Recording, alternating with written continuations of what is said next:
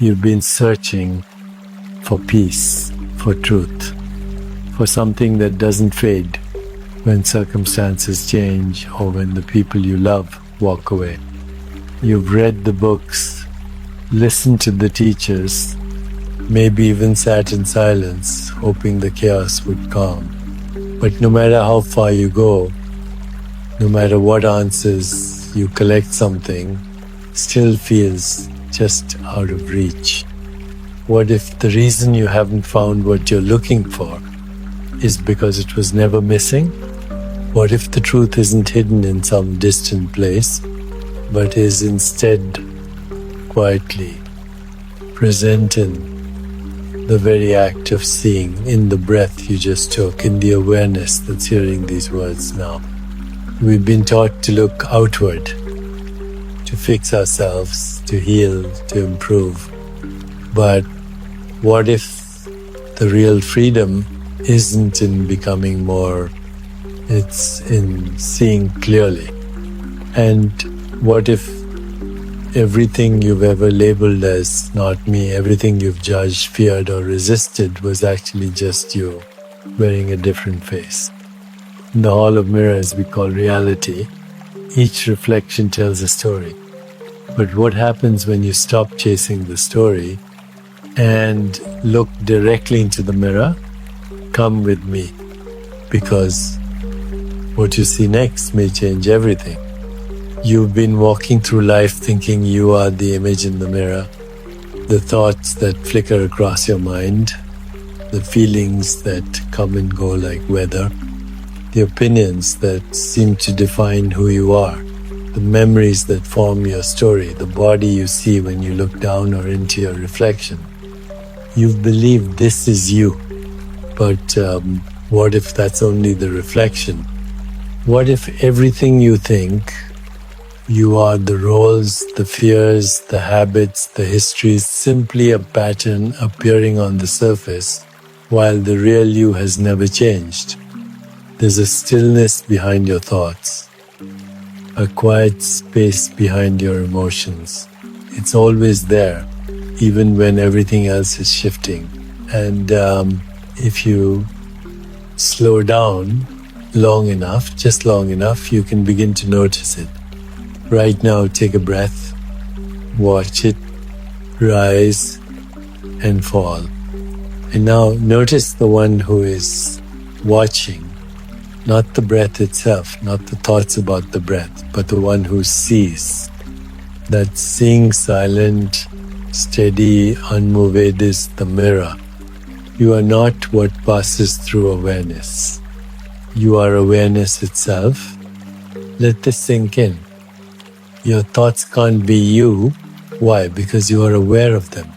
If you can observe something, you are not it. You are the space in which it appears.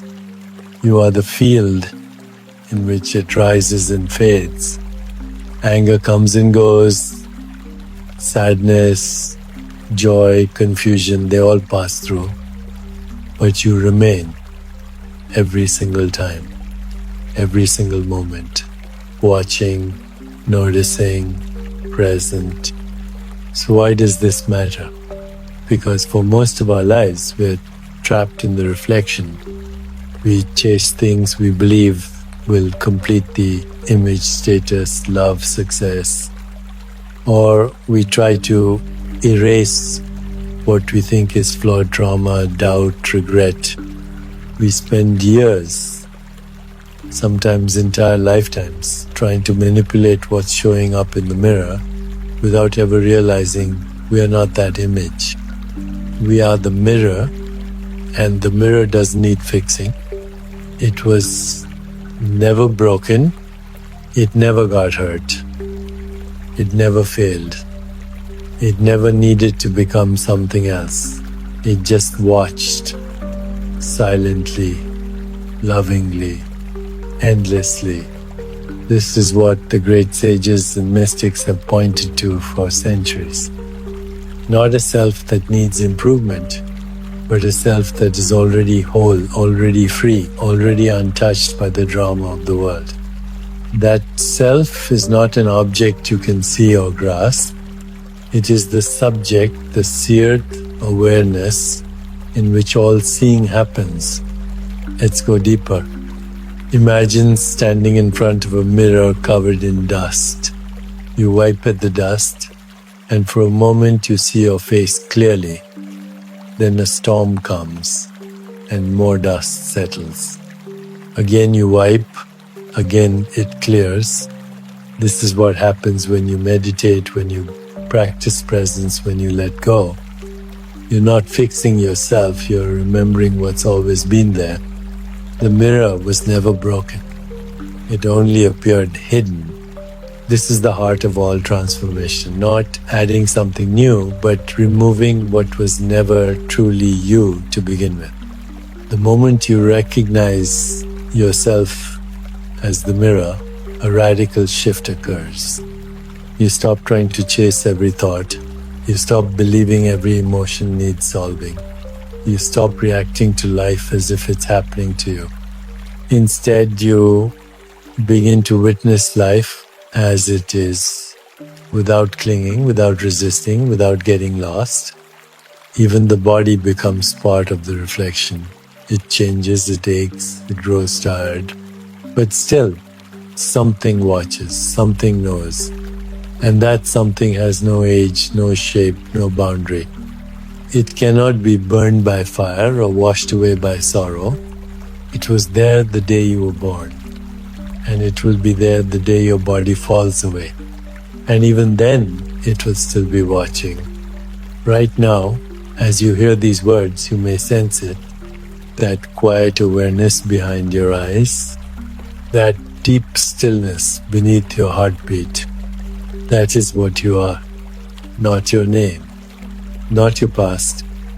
Not your beliefs. But the open, formless presence in which all of it comes and goes. And the more you rest in this, knowing not as an idea, but as a direct experience, the lighter life becomes. The less tightly you grip, the more easily you flow. Because what could threaten a mirror? What could harm it?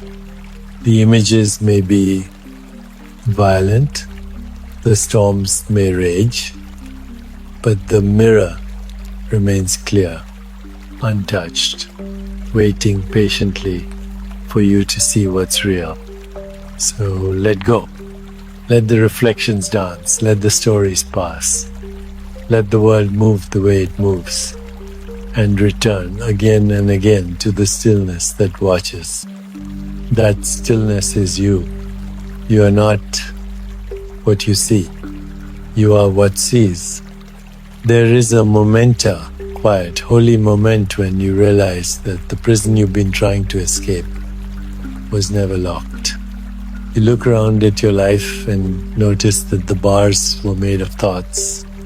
The walls, beliefs, the guard at the gate, just an old memory wearing a mask of truth. And suddenly, like waking up from a dream, you see what I was afraid of isn't real. What I thought I needed to fix never needed fixing. What I've been chasing was always within me. This is what it means to see through the illusion, not to deny life, not to reject experience, but to look directly into the mirror and say, I see you now. I see the trick. I see the dance. I see the reflection for what it is, not the truth, but the play of the mind. When we forget this, we suffer. We suffer not because the world is cruel, but because we've mistaken the projection for reality. We suffer because we believe every thought we think, because we take every fear as fact, because we chase love, peace, and wholeness as if they live somewhere far away. But freedom begins the moment you pause and truly see. Imagine for a moment that you're standing in the middle of a hall of mirrors.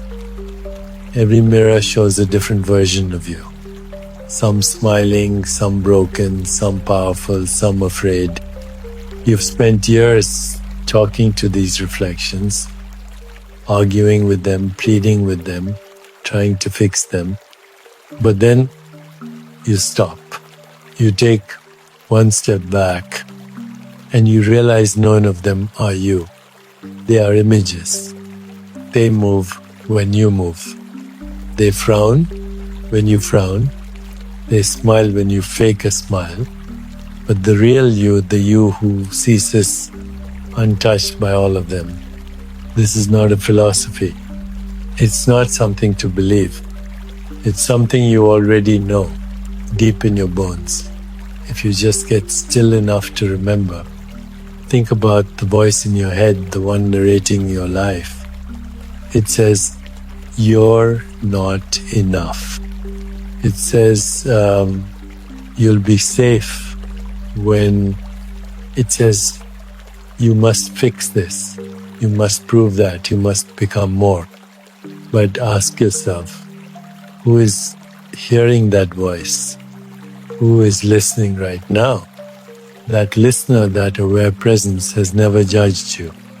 It has never tried to improve you. It doesn't need you to be anything other than what you are. It simply sees. And that seeing is where true freedom begins. Because the moment you know you are not your thoughts, you are free from them. The moment you know you are not your pain, you are no longer defined by it. The moment you know you are not the story, you are the space in which the story appears. You are no longer bound to its ending. This seeing is like turning on a light in a dark room. The furniture is still there, the walls still stand, but now you can move freely. You no longer bump into the same sharp corners.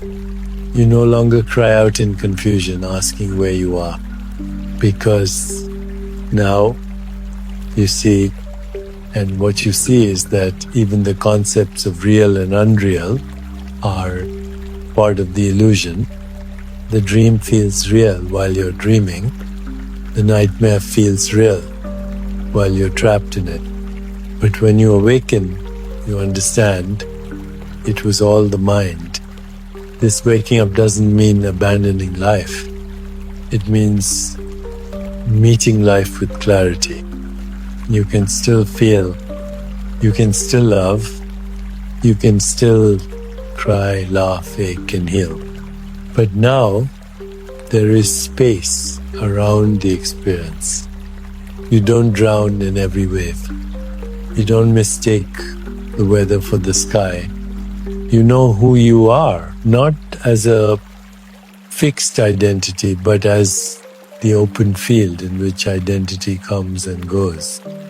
This is not detachment. This is not numbness. This is presence. And presence is the beginning of peace. Because presence doesn't need to change what is. It simply sees what isn't. In that seeing, something false dissolves. The tension, the grasping, the urgency to become, it all softens because you're no longer hypnotized by the mirror. So let yourself rest in that seeing now. Let the noise fall away. Let the story lose its grip. Let the light of awareness shine through the illusion gently, steadily until what's false fades. You don't have to understand it all. You only have to look and keep looking until your own reflection points you back to the truth. You are not the dream. You are the one waking up. From the moment we are born, we begin to divide light and dark, good and bad, me and you. We learn to name, to separate, to define. We are told this is how we come to understand the world. That without contrast, there can be no clarity. That duality is the lens through which meaning is made. But what if this very lens, the one we've relied on to make sense of life, is the same one that blinds us to the truth? Look closely. Every belief you hold about yourself, about others, about the world is built on comparison. You are smart because someone else isn't. You are beautiful because someone else is less so. You are ahead because someone else is behind. This is the architecture of the mind. Always measuring, always separating, always naming one thing as the opposite of another. But beneath the mind's noise, beneath the structure of thought, is a deeper reality, one that doesn't split the world in two. One that doesn't need to decide who is better or worse, who is right or wrong, what is mine and what is not. This is the world of pure awareness, the space of non-duality, the mirror before the image appears. When you sit in stillness long enough, when you stop chasing after your next thought, something remarkable begins to happen. You start to see that every judgment, every conflict, every wound, no matter how personal it feels, is constructed by the mind's need to divide. And suddenly, the walls begin to fall. You are not separate from the world.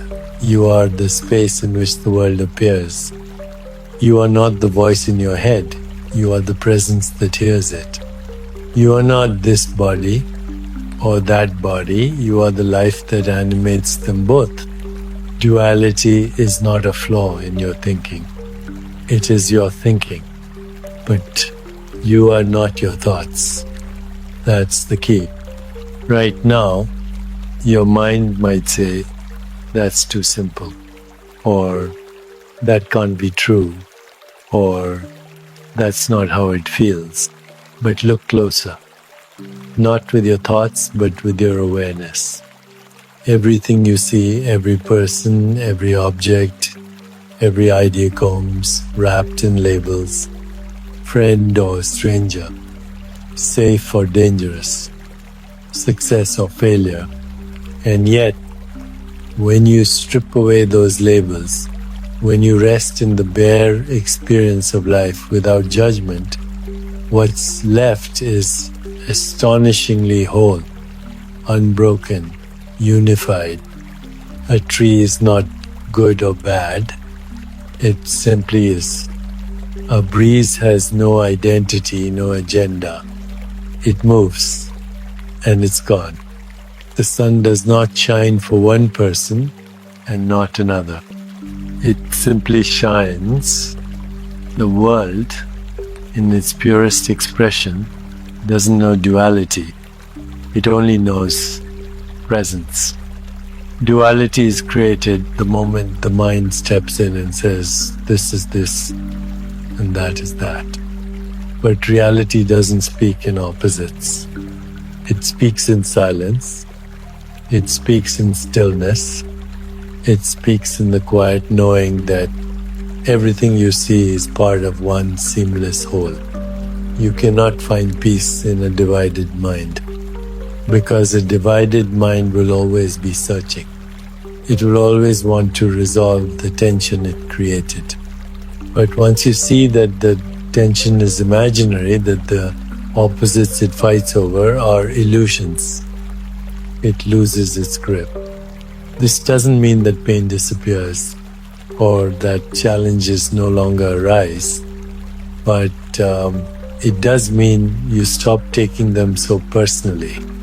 You stop seeing yourself as against the world and begin seeing yourself as within it, of it. Not a separate wave in the ocean, but the ocean itself. And when that shift happens, everything changes. Conflict begins to dissolve. Not because the world is different, but because you see through the division that created it. Fear begins to soften, not because you've conquered it, but because you no longer see yourself as the one who is afraid. You are the awareness that holds fear gently, without resistance, without needing to fix it. Even desire changes shape. You no longer crave things to complete you, because you realize you were never incomplete. What you truly longed for wasn't out there. It was the end of separation. It was wholeness, and you were that wholeness all along. This is what the ancient seers knew. This is what they pointed to when they said, Tattvamasi, you are that. You are not a fragment. You are not a part. You are the whole playing as a part for a little while, just to remember yourself. So take a moment now. Close your eyes. Feel the edges soften. Feel the mind grow quiet. Feel the breath return you to the simple presence of being. In this space, there is no you and no other, no better and no worse, no here and no there. Only life, only stillness, only awareness, watching the dance of duality, knowing it's only a dance and smiling because it's finally free. It's easy to think that if we could just remove what's false, what's broken, what's wrong, then we could finally be free. That if we could silence the self-doubt, erase the old wounds, clean the past like a slate, we would uncover some pure and unshakable truth. But here's a deeper truth one that might feel surprising at first. Even the false is part of the illusion. Even what you think is wrong about you is not actually real. This doesn't mean your pain doesn't matter. It doesn't mean your memories don't carry weight. It means that what you think they mean, what the mind makes of them, is the illusion. Let's take a moment to slow down and breathe this in. Your regrets, your guilt, your shame, your fear, the moments when you failed to be who you wanted to be, the times you hurt someone or were hurt, the beliefs you carry that whisper, you're not enough, you're unlovable, you'll always be this way. These seem so real, so fixed, so solid, but they are not. They are mental constructs, stories, interpretations, reflections in the mirror of awareness, not the truth of who you are. When you stare into a mirror and see a distorted image, do you try to fix the mirror? Or do you simply realize that what you're seeing isn't quite accurate? That's what it means to wake up from the false. We don't destroy it, we don't fight it, we don't need to prove it wrong. We simply see that it was never what we thought it was. The pain is there, yes. The memory is there, yes. But the meaning, the heaviness, the self-definition, the lifelong sentence we place on top of it is a layer added by the mind. And once you see that, something inside you begins to soften. You realize you don't have to keep carrying every story like a stone in your pocket. You don't have to keep rehearsing every old script about why you're not worthy or healed or ready. Because even those voices are part of the illusion. Not evil, not malicious, just mistaken. They are echoes of conditioning. Ghosts of a younger version of you who was trying to survive. And they've kept whispering in your ear, hoping you'd listen long enough to finally hear this deeper voice, the one saying, you are already free. You were never broken. You only believed you were. And that belief, that's the illusion. Not the experience itself, but the meaning you've wrapped around it. Even your most painful emotions are not enemies. They are messengers. They are signals from a place inside you, asking to be seen, to be loved, to be released. But they are not ultimate truths. They don't define your being. In the same way, even what you call spiritual confusion, even the feeling of being lost on the path, of doubting everything, even that is part of the illusion, not a failure, not a flaw, just another appearance in the mirror. And when you stop resisting it, when you allow it to be exactly as it is without believing the story attached to it, something miraculous happens. The illusion begins to dissolve on its own. Not because you conquered it, but because you stopped feeding it. The mind needs your belief to survive. When you take away belief, what's false has nothing to hold on to. And what's real, what's always been real remains. That still presence, that soft awareness, that quiet aliveness behind the noise. It's never been touched by the illusion. It's never been hurt, never been lost. It's simply watched patiently, lovingly, waiting for you to return. So how do you work with the false, knowing now it's part of the illusion? You don't have to push it away. You meet it with kindness. You say to the fear, I see you. You're not who I am, but I will hold you for now. You say to the shame, you were never true, but I know where you came from. You say to the doubt, you don't define me, but I no longer need to silence you.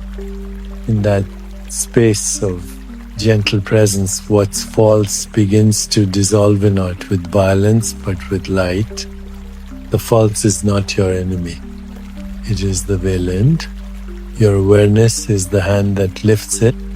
This is the deepest invitation of awakening, to stop dividing life into true and false, good and bad, sacred and profane, and instead to see that all of it arises in awareness, all of it passes through the same mirror, all of it is part of the same dance. And when you see that, truly see it, you are no longer imprisoned by any of it. Because now you remember you are not the reflection. You are not the distortion.